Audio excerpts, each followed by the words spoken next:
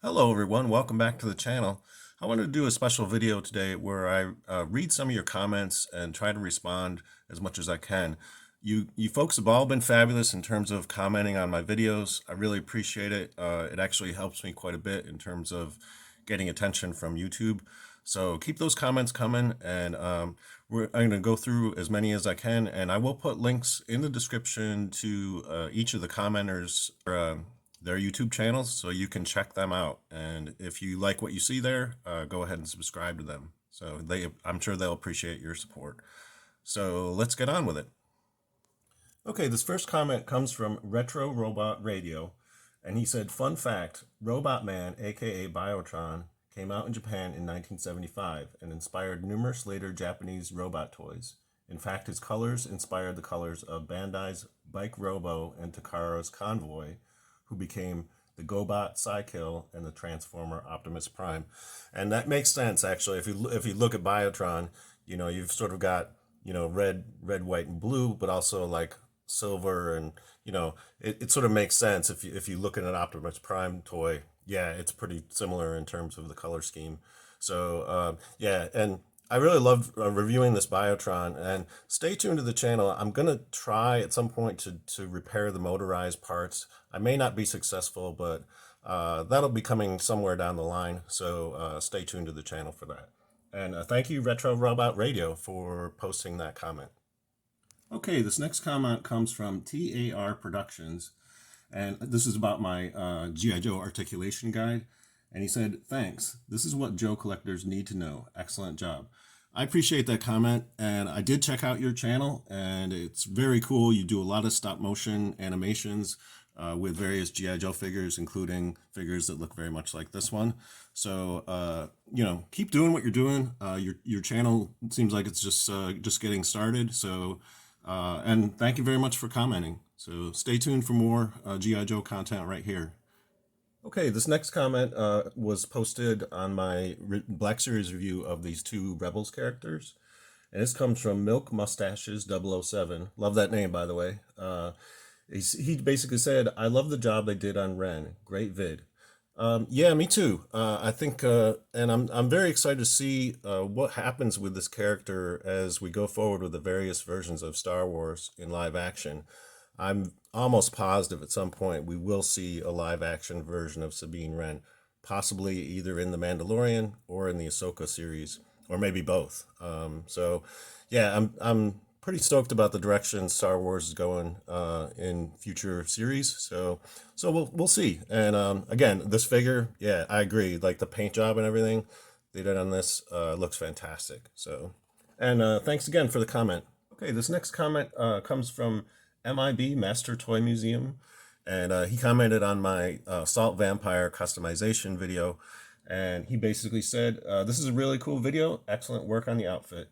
Thank you so much, man. I've been a big fan of your channel for quite a while. You've done very extensive coverage of the new Mego line, and your videos are great. They're very addictive, and I love the aesthetic of like you're basically a mint in box collector, and I'm more of a out of package kind of person, and I do a lot of customization. So the fact that you commented on one where I took it out of the package, that was very cool. Very kind of you to do that, and please stay tuned because I will be covering a lot more of the Mego stuff going forward. I know you're covering a lot of it yourself, and that's fantastic. So stay tuned, and thanks again for commenting.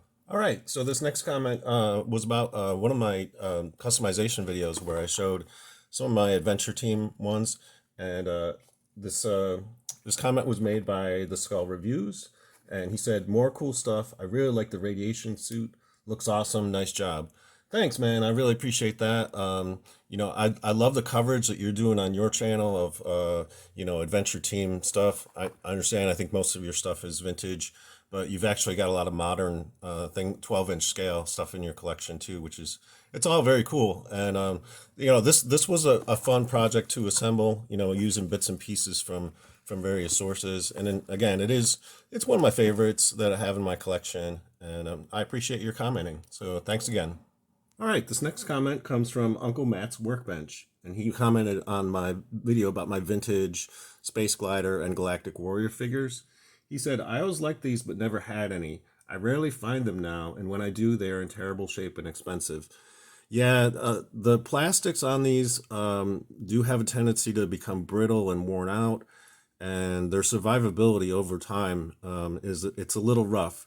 These ones that I have right here that have the die-cast metal parts, die-cast metal seems to hold up quite well. But again, the O-rings that hold these figures together, they deteriorate. They often need to be replaced. So long term, vintage Micronauts, it's a little hit and miss in terms of being able to keep them, looking fresh and new. They do have a tendency to not age well. So, but thank you again for the comment, and stay tuned. I will be covering more of my vintage Micronauts stuff in future videos. This next comment comes from the Gaming Toy Boy, who commented on one of my Action Man videos. He said, unfortunately, Modder's Loft reproductions are a bit hit and miss. The copies of the 60s figures are quite prone to limb splitting, and the flocked hair heads are sometimes a bit off. The dynamic physique figures are a lot better, but still have their own problems. The uniforms were the best thing about the 40th line, which are mostly extremely close to the originals. The odd uniform had glued buttons instead of having the 4-prong pins, and they often fall off. Also, the early boots go super stiff, but other than that, they are excellent quality. Yeah, that's been my observation as well, that some aspects of this 40th Action Man line are fantastic, and particularly the uniforms. I think they're just top notch. So yeah, I will try to get some more of this stuff in the future, but no promises. It's a little difficult to acquire some of the stuff. Cotswold has been selling some sets, but they don't seem to get the stuff in regularly. So I try and jump on it when I see it, but how many more of these I'll be able to get in my collection, I'm not too sure. But thank you so much for the comment, and really love your channel too. So stay tuned, and there'll be a lot more 12-inch G.I. Joe stuff coming in the future. So stay tuned for that. This next comment comes from EliteActionJoe Studios. Once again, Pat, I want to thank you for giving my channel as much attention as you have. It's really appreciated. And you posted this comment in my soldier customization review. Awesome. Love the green beret. I've tried many times to bid on a vintage one, but always goes way past my limit. One day I hope to piece it together, or I may have to try doing more kit bashing custom. This is a great video. Thanks, my friend, for showing it to us. You're welcome, man. I'm glad I was able to share it. And I don't have a ton of vintage stuff in my collection, but I do like the way this green beret thing turned out. I was able to, this just looked terrible when I first got it. It just looked like complete trash, but I was able to trim away the bits that were hanging off of it, and and restore the color using the dye, like I mentioned in the video. So yeah, it is one of my prized possessions in my G.I. Joe collection, and really enjoy having it. And even though it's not completely vintage, it's got parts from the Collectors Club reproduction, but again, that doesn't matter to me so much as long as it looks like an original, and it pretty much does. So that's exciting. So, and thanks again for commenting, and stay tuned for a lot more G.I. Joe content coming up on my channel. So yeah, thanks again for the support. All right, so this next comment comes from G.I. Joe, the Lost Chronicles, and they commented on my video about the Halloween NECA figure and the Mego Jeepers Creepers. And they said, love the horror figures, do more of these. Yes, absolutely. I have the 14-inch Preacher from the Black Lagoon on pre-order, so that's going to be coming along.